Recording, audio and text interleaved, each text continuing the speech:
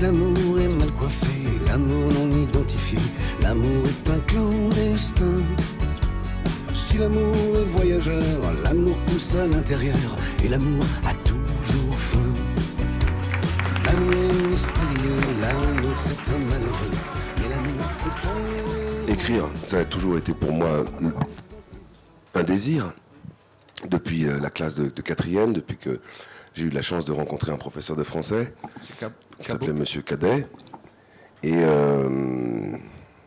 d'ailleurs, je me souviens qu'on venait voir les films dans le cinéma qui est juste sur la rue de Rennes, avec lui et la classe.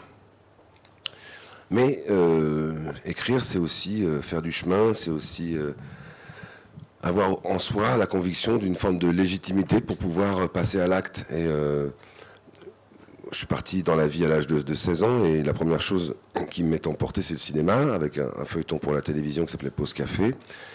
Et ensuite, c'est la chanson. J'ai écrit des chansons. Et j'ai joué des films. Et j'ai joué dans des histoires qui m'ont permis aussi d'acquérir une forme de confiance et d'apaiser mes doutes afin de pouvoir commencer à écrire le premier livre. Il fallait aussi trouver l'éditeur, la maison d'édition.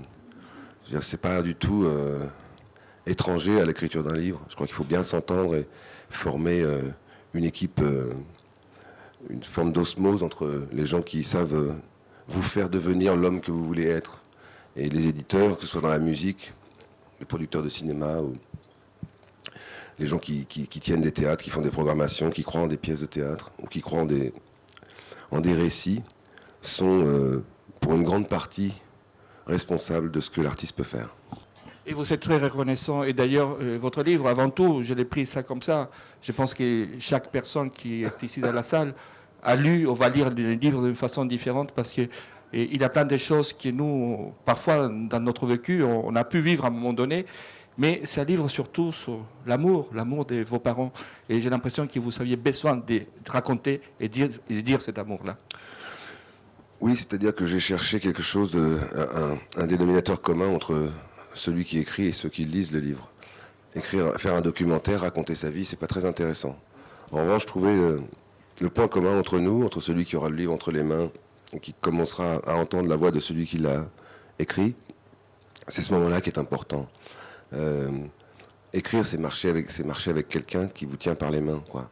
Et ce livre-là, c'est cette personne qui s'adresse à vous et qui vous tend un miroir. Et est-ce qu'on se ressemble? Est-ce que ce que je ressens le soir quand je doute, le matin quand j'espère, est-ce que vous aussi vous le ressentez?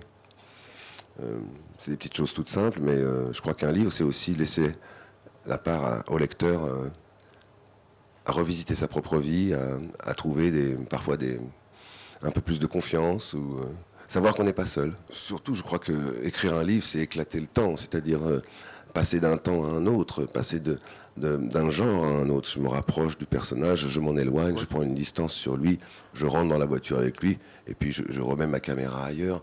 Écrire, c'est être tridimensionnel, c'est quelque chose de libre. C'est comme Picasso qui met le nez à la place de l'oreille. Il a le droit de le faire, on a le droit de le faire. C'est un dialogue aussi avec votre père et votre mère lorsqu'ils ont dit tu.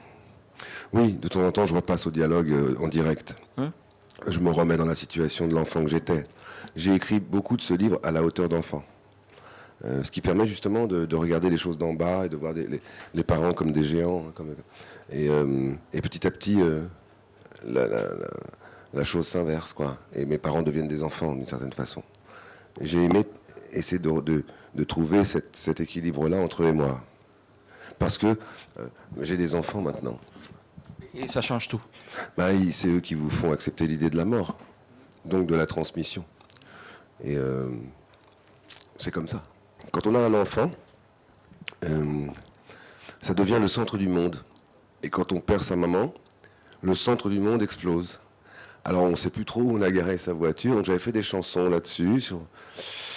Et c'était pas suffisant, la chanson. La chanson était quand même là, elle passait, je l'entendais, donc elle ne me faisait pas du bien. J'avais besoin de retrouver le bonheur du chagrin, et la joie du chagrin, de se souvenir des choses, même des choses tristes, ou des choses tout à fait banales. J'adore le quotidien, la banalité, les choses anodines. Par exemple, un petit garçon qui dit « Tiens, je voudrais un Babybel ». Moi, j'adore ça, ça me plaît beaucoup. Alors, ça a l'air con, mais quand on vous le dit plus, ça vous manque. Ben, c'est un petit peu pour ça que j'ai fait ce livre. Pour combler le manque. Se jeter sur le bois.